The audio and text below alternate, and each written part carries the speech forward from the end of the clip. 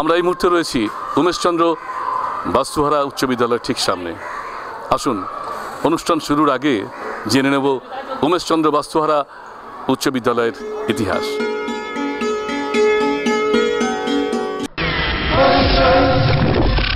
স্বর্গীয় শ্রী উমেশচন্দ্র বসাক মহাশয় সর্বোচ্চ 1000 টাকা দানে এই বিদ্যালয়ের প্রাণ প্রতিষ্ঠা হয় 1951 সালের 17 জানুয়ারি।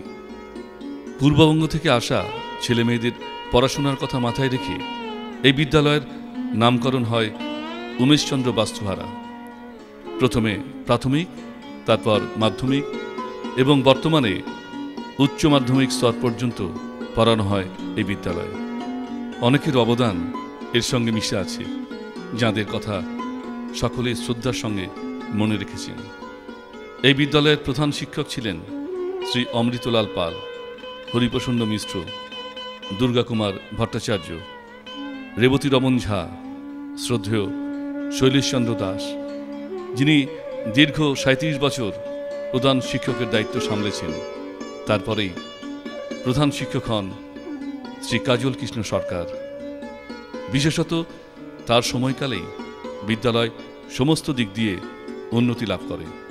পরবর্তীতে ভারপ্রাপ্ত শিক্ষকের দায়িত্ব পালন করেন শ্রী স্বপন কুমার মহন্ত।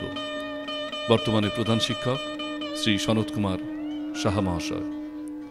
বিদ্যালয়ে উচ্চ মাধ্যমিক স্তরে আর্টস, সায়েন্স এবং কমার্স 3টি বিভাগই রয়েছে। রয়েছে লাইব্রেরি এবং ল্যাবরেটরি। আর যেটির কথা উল্লেখ না করলেই নয়, সেটি হল নীল আকাশের নিচে একটি ঘন সবুজ ঘাসে ঢাকা মাঠ। নাতিদীর্ঘ 63 বছরের যাত্রাপথে দেশে অনেক কৃতি সন্তান উপহার দিয়েছে উমেশচন্দ্র বাস্তুহারা উচ্চ বিদ্যালয়।